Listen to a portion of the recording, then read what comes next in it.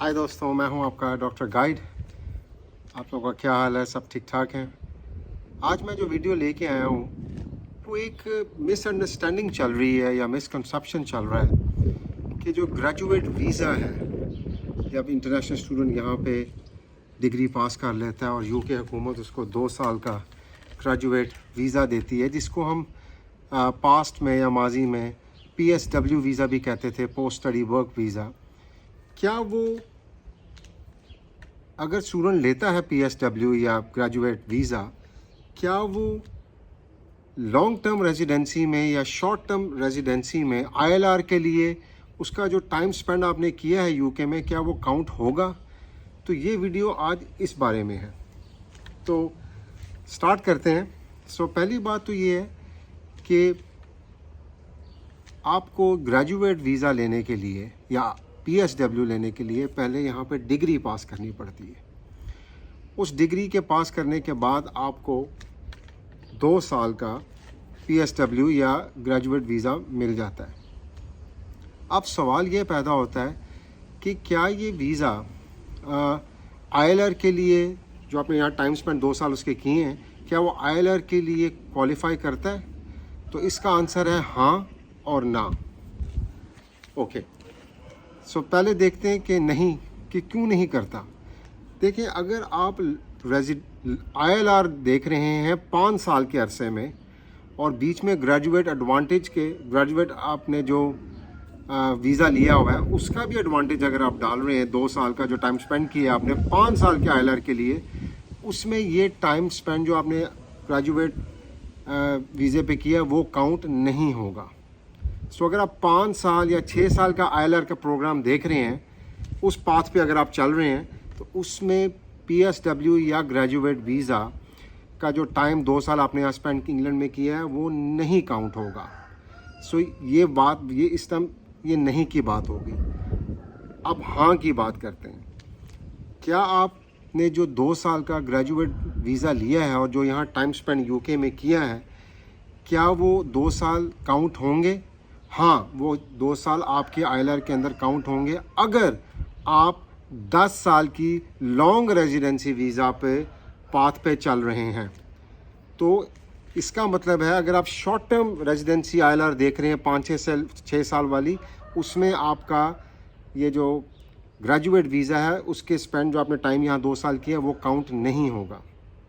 और जो अगर आप 10 साल के पाथ पे हैं, तो हाँ, जो 2 साल आपने स्पेंड किए हैं ग्रेजुएट वीज़े के ऊपर, वो 2 साल यहाँ पे काउंट होंगे। ये बात क्लियर हो गई है। इंटरनेशनल स्टूडेंट्स को ये बात समझ लेनी चाहिए। वो ये समझ रहे हैं कि ये 2 साल कभी भी काउंट नहीं होते। नहीं, ये 2 साल काउंट होते हैं जो आपने यहाँ ग्रेजुएट वीज़े में गुजारे हैं, लेकिन 10 साल के रूट में।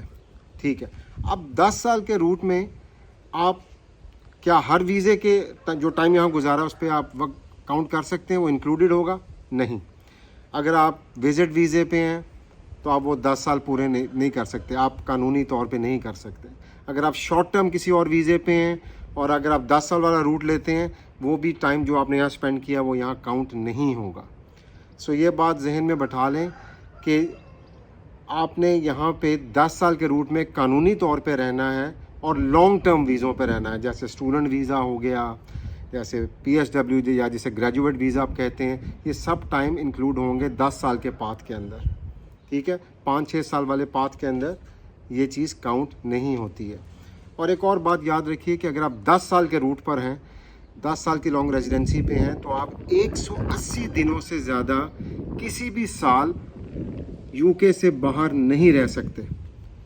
और दूसरा कानून ये था कि आप इस पूरे 10 साल में 580 या 82 दिन, 580 और 82 डेज़ आप टोटल बाहर रह सकते हैं। लेकिन ये शायद अब कानून ख़त्म हो गया।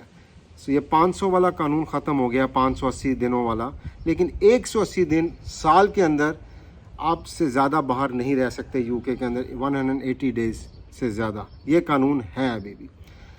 ये बात अब काफ़ी क्लियर हो गई है कि अगर आप लॉन्ग रेजिडेंसी वीज़े पे हैं और अगर आप ILR अप्लाई करना चाहते हैं, तो आपने जो 2 साल ग्रेजुएट वीज़े या PSW वीज़े पे बिताए हैं यूके के अंदर, और आपका हर साल 180 ज़्यादा दिनों से आप एब्सेंट नहीं हैं यूके से, तो आप 10 साल के पाथ पे जाके ILR अप्लाई कर सकते हैं।